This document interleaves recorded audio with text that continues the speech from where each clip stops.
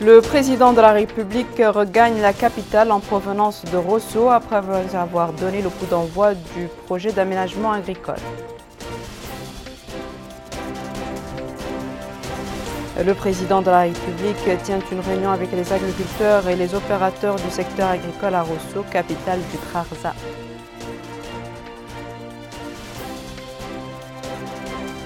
Démarrage de la journée de réflexion de concertation sur la révision de l'arsenal juridique et réglementaire des concours de la fonction publique.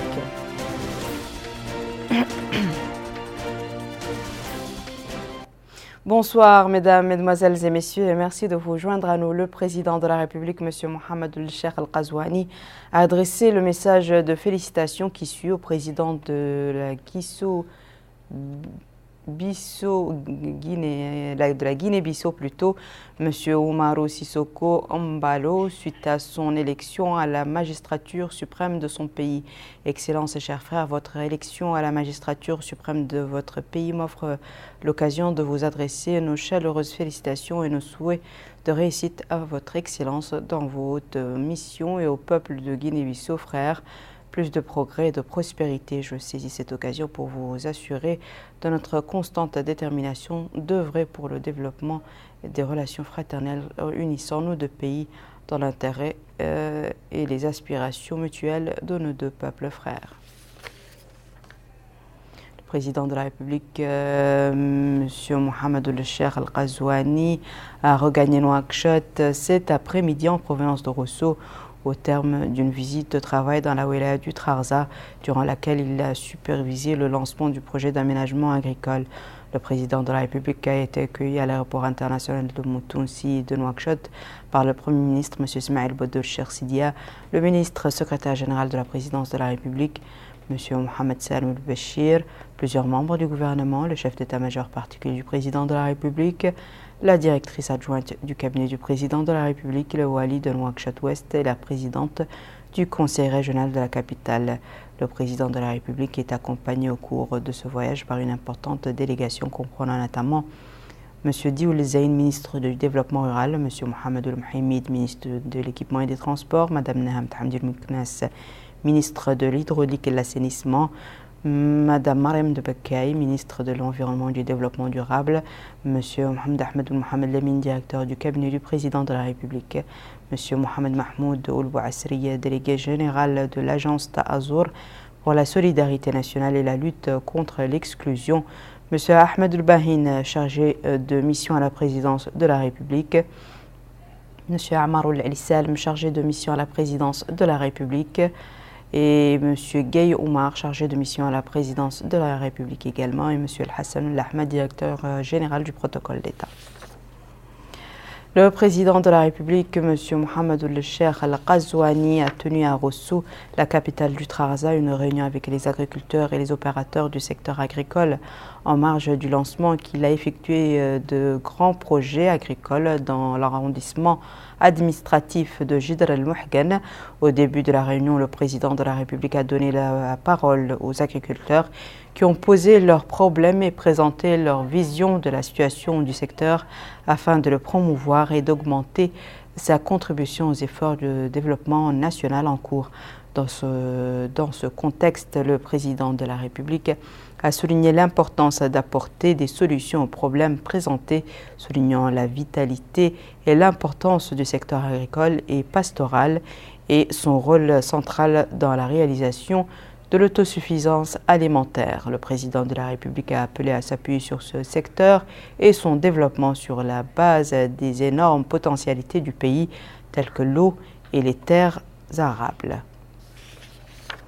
Monsieur Mohamed El-Cheikh Al-Qazouani, président de la République, a donné aujourd'hui à partir de la localité de Chichia, relevant de l'arrondissement administratif de Jidr el-Mouhgan, Muqata'a de Rosso, le coup d'envoi du lancement du programme national d'aménagement, de construction et de réhabilitation des barrages. Compte rendu de Bouakar Baylaba.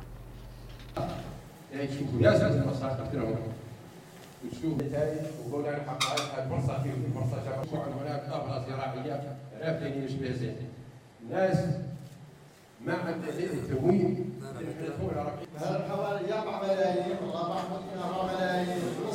ما هي عند الدولة ولاهي من عنده البنوك التجاريه وده 14 قراء بوذيك 14 يدور التجاره. Nous vous proposons la fiche technique du programme national d'aménagement, de construction et de réhabilitation des barrages avec Abdelrahman Hamad. À son arrivée sur le lieu du lancement du programme national d'aménagement et de réhabilitation des barrages, le président de la République, M. Mohamed Ould-Cheikh Al-Ghazouani, a fait l'objet d'un accueil populaire chaleureux de la population de Jidr el-Moughen. Le lancement de ces deux projets concrétise l'engagement du président de la République à travers son programme Mes engagements au profit des citoyens. Et c'est à partir de la localité de Chichia, relevant de l'arrondissement administratif de Jidr el-Moughen, dans la Moukata de Rosso, que le président de la République, M. Mohamed Ould-Cheikh Al-Ghazouani, a donné le coup d'envoi du lancement du programme national d'aménagement agricole et de réhabilitation des barrages. Le président de la République a ainsi posé la première pierre de ces deux projets, puis il a dévoilé la plaque de cette importante réalisation.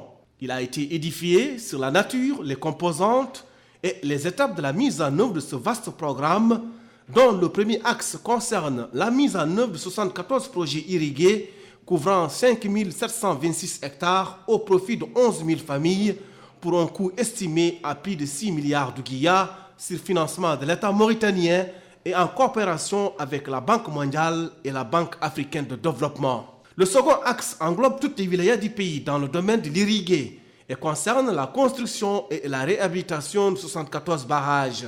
Il couvre une superficie estimée à 6 000 hectares et profite à 12 000 familles pour un coût de 9 milliards de guillas sur financement de l'État mauritanien, de la Banque mondiale, de la Banque islamique de développement, de la Banque africaine de développement et de l'Union européenne.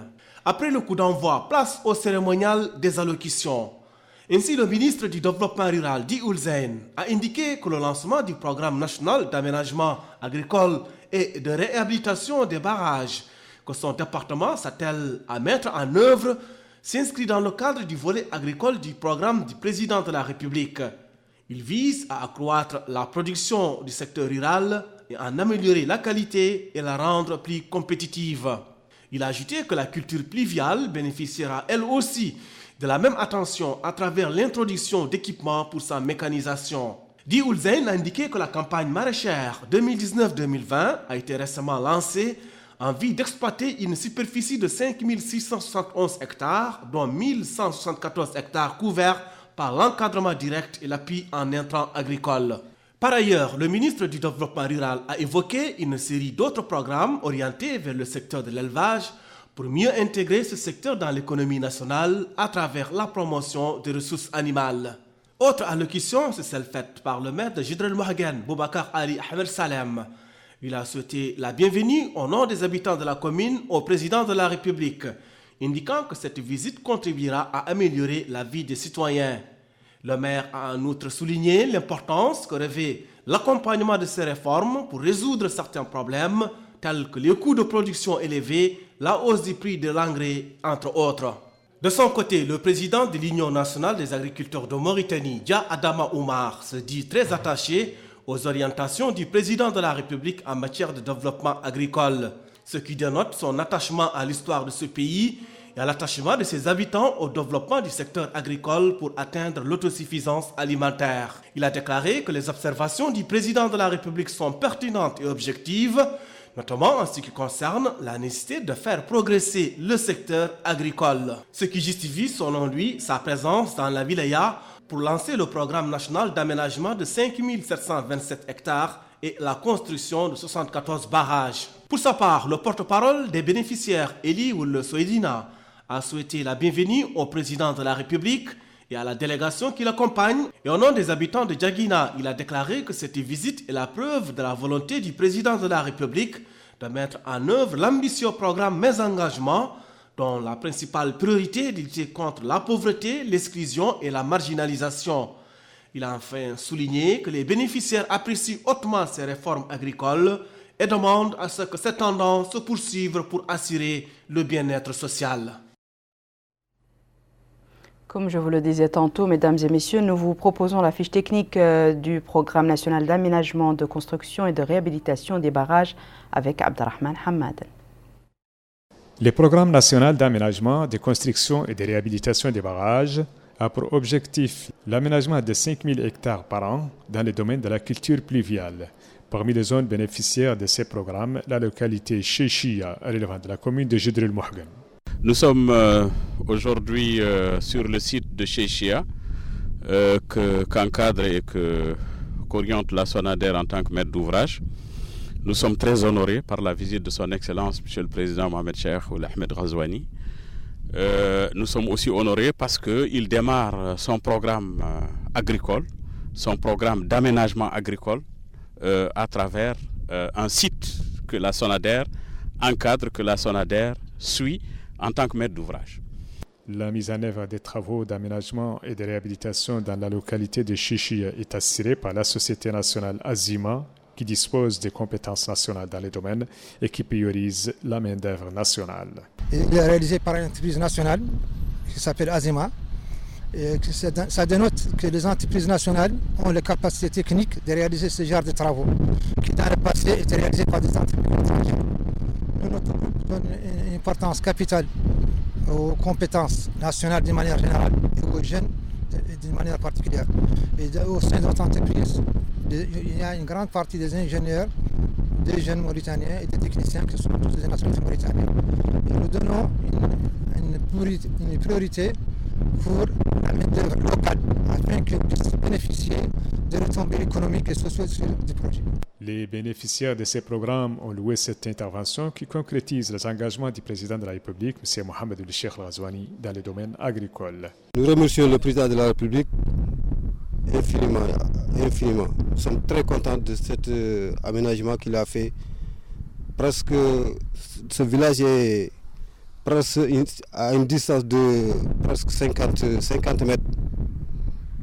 Nous sommes très contents et très heureux de cet aménagement.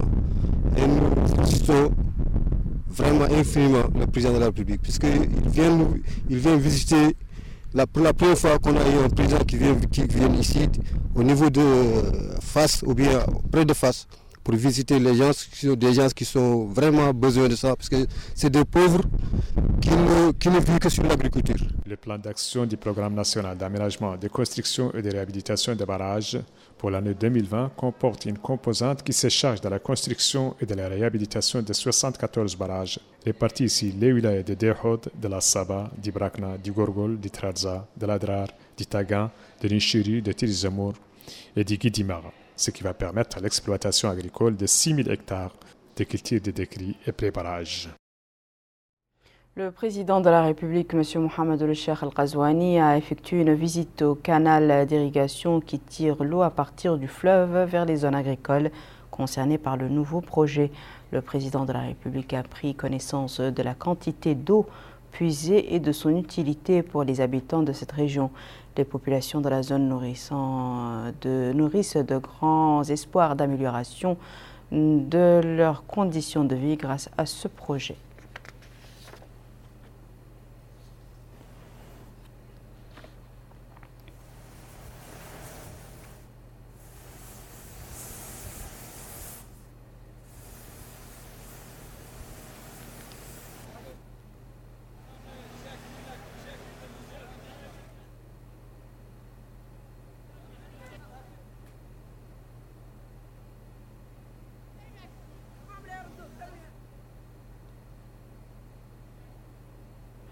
Le président de la République, M. Mohamed Ould Cheikh Ghazouani, est arrivé ce matin à Rosso dans le cadre d'une visite de travail dans la wilaya du Trarza, au cours de laquelle il a supervisé le lancement du projet d'aménagement agricole. Le président de la République a été accueilli à son arrivée à Rosso par le wali du Trarza, M. Moulay Ibrahim, le président du conseil régional du Trarza, M. Mohamed Ibrahim El-Siyid, le maire de Rosso, M. Bamba Daraman, le commandant de la garnison militaire de Rosso, le colonel Mohamed Taghioulah ou le Cheikh Mohamed Fadel, les députés de la Mourata'a de Rosso, le président de l'Union nationale du patronat mauritanien et les autorités locales. Après l'accueil, le cortège s'est ébranlé vers le site de lancement des projets d'aménagement agricole à l'est de Rosso.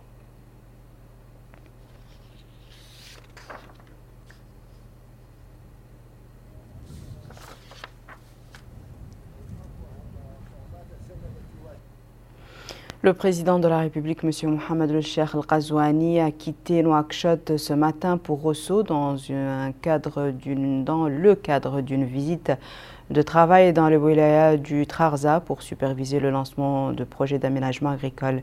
Le président de la République a été salué à son départ de l'aéroport international Oumoud Tounsi de Nouakchott par le Premier ministre, M. Ismaïl Oued Cheikh Sidia, le ministre le secrétaire général de la présidence de la République, M. Mohamed Salam Béchir, plusieurs membres du gouvernement, le chef d'état-major particulier du président de la République, la directrice adjointe du cabinet du président de la République, le Wali de Nouakchott-Ouest, et la présidente du conseil régional de la capitale. Le président de la République était accompagné au cours de ce voyage par une importante délégation comprenant notamment M. Dioul Zayn, ministre du Développement rural, M. Mohamed El Mhaïmid, ministre de l'Équipement et des Transports, Mme Naham Thamdioul Mouknas, ministre de l'Hydraulique et de l'Assainissement, Mme Mariam Bakay, ministre de l'Environnement et du Développement durable, M. Mohamed Ahmed Mohamed Lamine, directeur du cabinet du président de la République, M. Mohamed Mahmoud El-Ouassri, délégué général de l'agence Ta'azour pour la solidarité nationale et la lutte contre l'exclusion, M. Ahmed El-Bahin, chargé de mission à la présidence de la République, M. Amar Elis Salem, chargé de mission à la présidence de la République, M. Guéyoumar, chargé de mission à la présidence de la République également, et M. Al-Hassan Lahmed, directeur général du protocole d'État. La conférence des présidents s'est réunie aujourd'hui au siège de l'Assemblée nationale sous la présidence du député M. Cheikh El-Baye, président de cette chambre, en présence du ministre de la Culture, de l'Artisanat et des Relations avec le Parlement, Dr Sidi Mohamed El-Ghaber. La conférence a fixé le calendrier des plénières consacrées à la présentation par le Premier ministre de son rapport sur l'action gouvernementale au cours de l'année 2019 et les grandes lignes de son programme pour l'année 2020, ainsi que la discussion de ce programme. La conférence a transmis aux commissions techniques une proposition ayant trait à la constitution d'une commission d'enquête parlementaire et une autre pour le contrôle de la mise en œuvre du budget de l'Assemblée nationale. Le ministre des Finances, M. Mohamed Lamine El-Dhahbi, a décoré aujourd'hui au siège du ministère, au nom du président de la République, des responsables de son secteur, et ce dans le cadre des activités commémoratives du 59e anniversaire de l'indépendance nationale. Le ministre a décoré de la médaille du mérite national Mme Mariam Sid Ahmed El-Benejara, directrice générale des impôts, et de la médaille d'honneur première classe M. Mohamed Walul Mohamed Bab, directeur des recettes à la Caisse centrale du Trésor public. La cérémonie de décoration s'est déroulée en présence du secrétaire général du ministère, M. Suleiman Moudindiaï, et de nombreux cadres du ministère. Les travaux d'une journée de concertation réunissant les acteurs concernés par la vision de l'arsenal juridique et réglementaire des concours de la fonction publique mauritanienne ont débuté aujourd'hui à Nouakchott à l'initiative du Premier ministère. Plus de détails avec Aminata Khan. Les différents acteurs impliqués dans la révision de la réforme du système législatif et réglementaire des concours nationaux pour accéder à la fonction publique participent à cette journée de concertation dont l'objectif est de revoir et d'améliorer les textes législatifs et réglementaires régissant la Commission nationale des concours. Le secrétaire général du gouvernement, Niang Jibril Hamadi, a mis l'accent au cours de son discours sur l'importance de l'organisation de cette journée qui s'inscrit, dira-t-il, dans le cadre des réformes entrepris par les pouvoirs publics en vue de réaliser et de mettre en œuvre le programme du chef de l'État. Ajoutons que cette approche participative va augmenter le niveau de performance et permettra d'atteindre les objectifs escomptés. À son tour, le président de la commission chargée de la révision de la réforme législative, Thiam Zakaria, a expliqué que l'organisation de cette journée intervient après avoir constaté des déséquilibres dans le système juridique régissant les travaux de la Commission nationale des concours dans le domaine de l'organisation et du contrôle des concours nationaux pour accéder à la fonction publique. Ajoutons que cette journée consultative permettra de faire un diagnostic des textes législatifs de la Commission nationale des concours et de soumettre des propositions pour combler les déséquilibres observés. Cette journée à laquelle prennent part les différentes parties va permettre de discuter des textes qui ont été préparés sur la base des suggestions et recommandations. La journée s'est déroulée en présence du ministre de l'Emploi, de la Jeunesse et des Sports, du ministre de la Fonction publique, du Travail et de la Modernisation de l'administration, du directeur délégué auprès du ministre de l'Économie et de l'Industrie chargé de la promotion de l'investissement. Le commissariat aux droits de l'homme, à l'action humanitaire et aux relations avec la société civile a organisé des journées de réflexion pour poser les jalons d'un consensus national sur les questions de la cohésion sociale et du développement durable. Abdelrahman Hamad.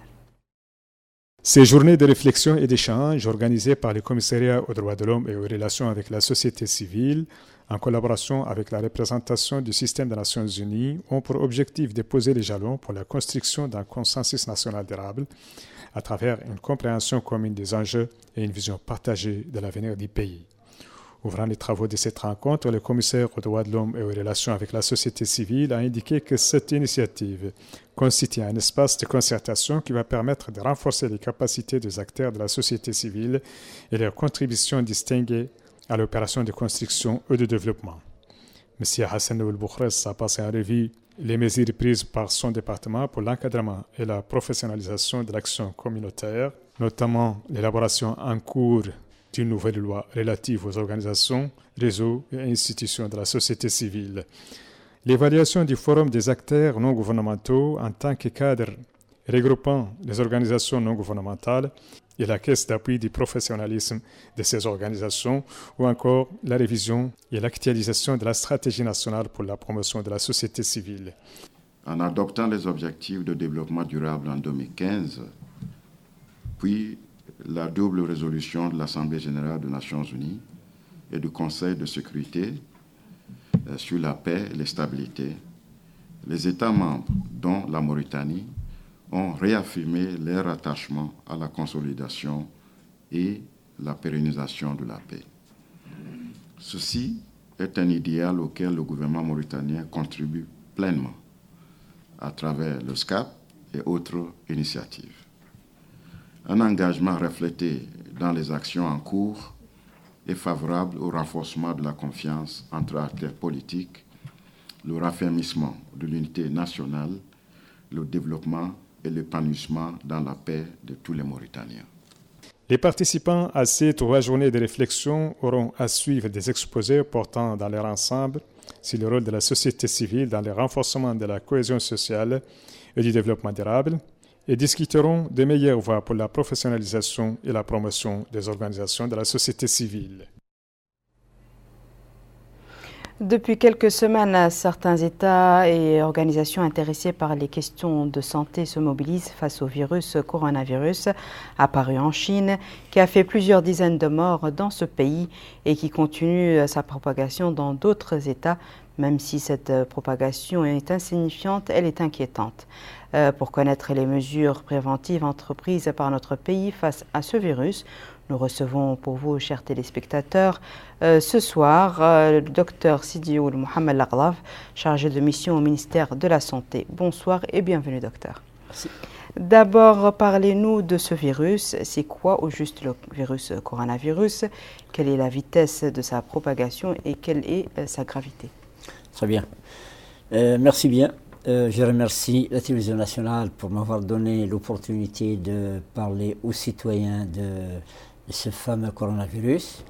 Je dois dire que à ce jour, les données fournies par l'OMS et le CDC d'Atlanta prouvent qu'il y a 52 000 personnes qui sont sous surveillance dans 53 provinces chinoises, mais aussi d'autres localités au Japon, aux États-Unis, en Australie, en France et un peu plus proche de nous, en Côte d'Ivoire. Un seul cas. Donc, sur ces 52 000 personnes sous surveillance, il y a déjà 3 000 personnes qui sont diagnostiquées formellement atteintes du coronavirus. Et ces 3 000 personnes ont affecté 80 décès. Cela suppose que c'est un taux de létalité, un taux de mortalité qui tourne autour de 2,3%. Il faut dire que ce taux va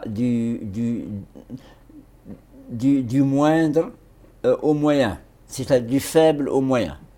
En d'autres termes, c'est un taux de létalité qui n'est pas très inquiétant, mais cela ne veut pas dire qu'on doit le prendre à la légère. À titre d'exemple, il est beaucoup, ce taux de mortalité est de loin plus faible, par exemple, que le taux de mortalité de la maladie d'Ebola ou même du paludisme grave, du paludisme dans sa forme grave. Voilà ce que je peux dire succinctement de la situation épidémiologique du coronavirus à ce jour. Très bien. Comment peut-on attraper ce virus et comment s'en prémunir? Très bien. Comment l'attraper? Il faut savoir d'abord comment il se propage.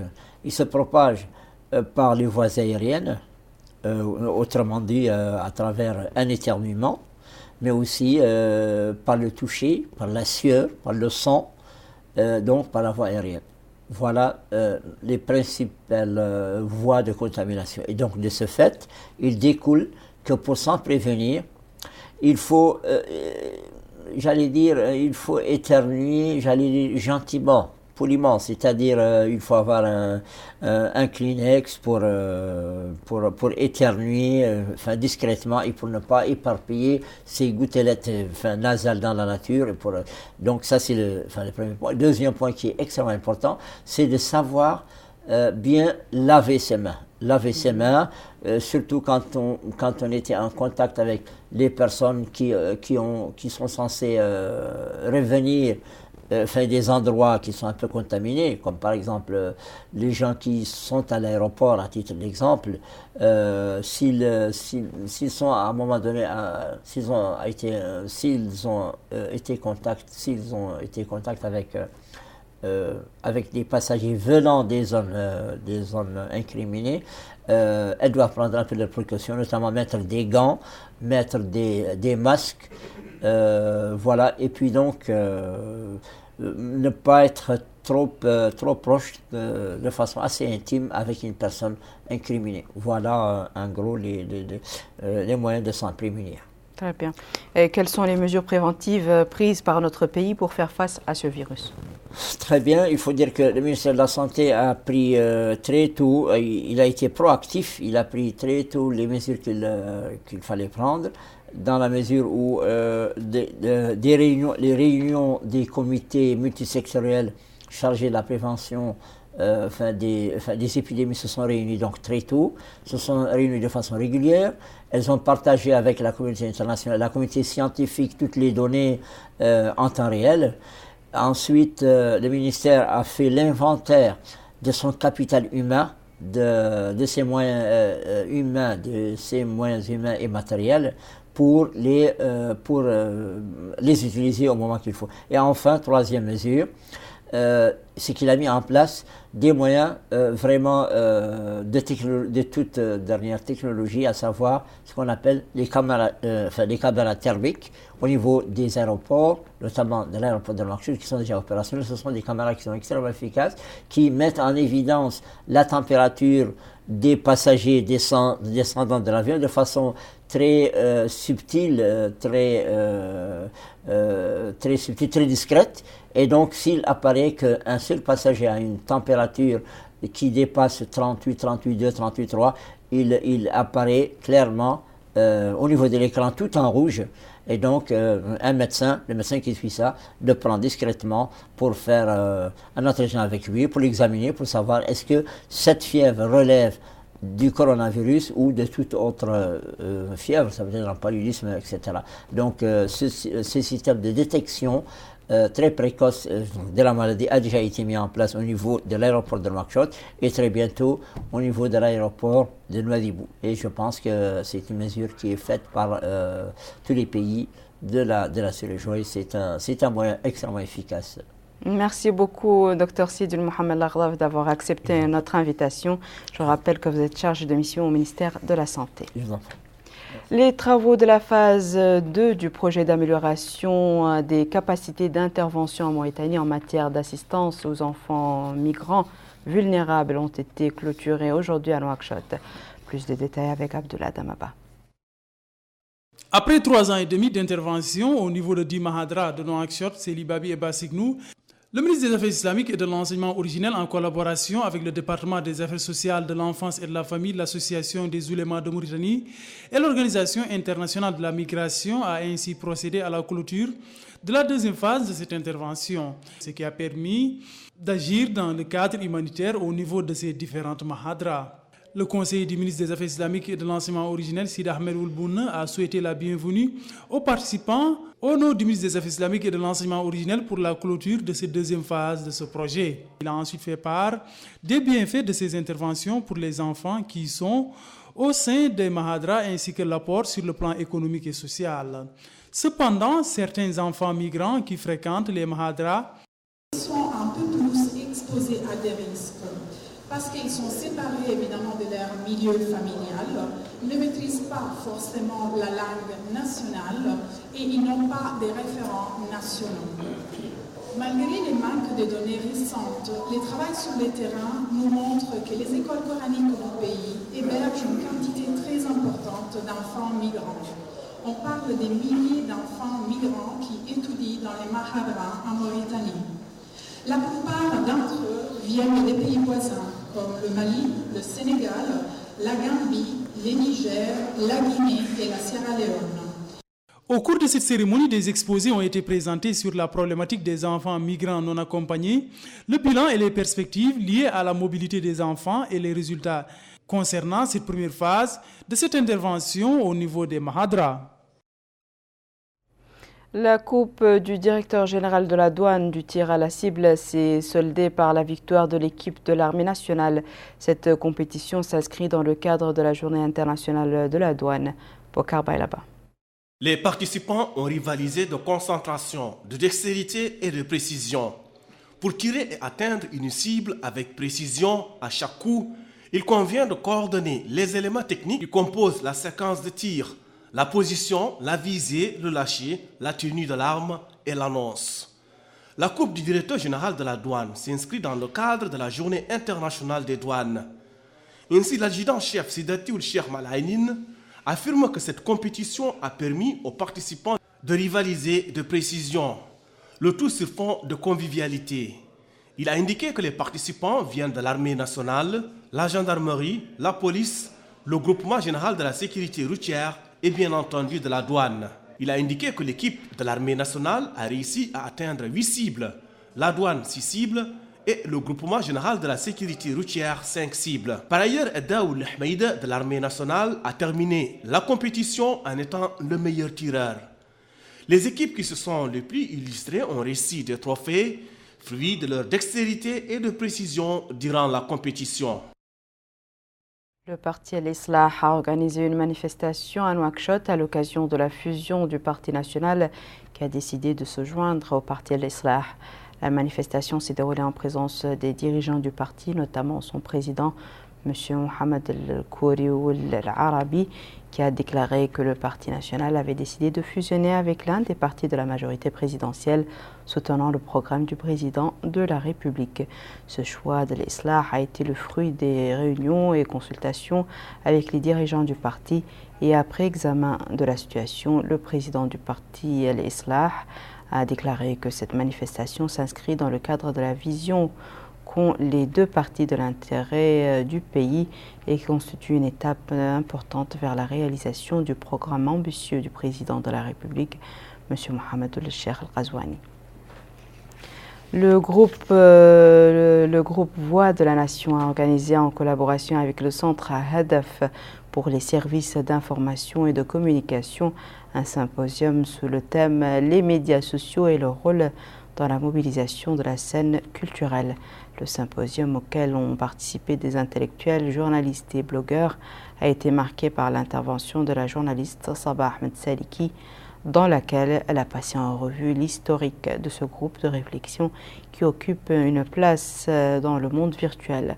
Au cours de cette rencontre, il a eu question de la réalité des pages intellectuelles sur l'espace virtuel présenté par le chercheur Ismail Yaqoub Ibrahim, suivi par Dr Marem Tmoud.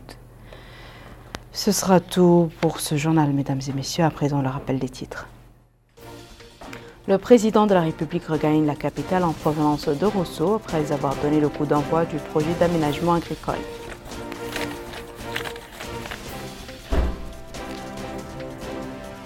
Le président de la République tient une réunion avec les agriculteurs et les opérateurs du secteur agricole à Rosso, capitale du Trarza.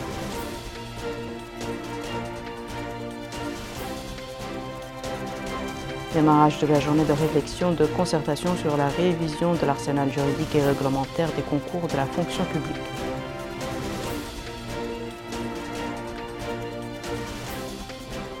C'est la fin de ce journal, mesdames et messieurs. Merci à vous de nous avoir suivis. Merci de votre fidélité. On se retrouve demain à la même heure, Inch'Allah.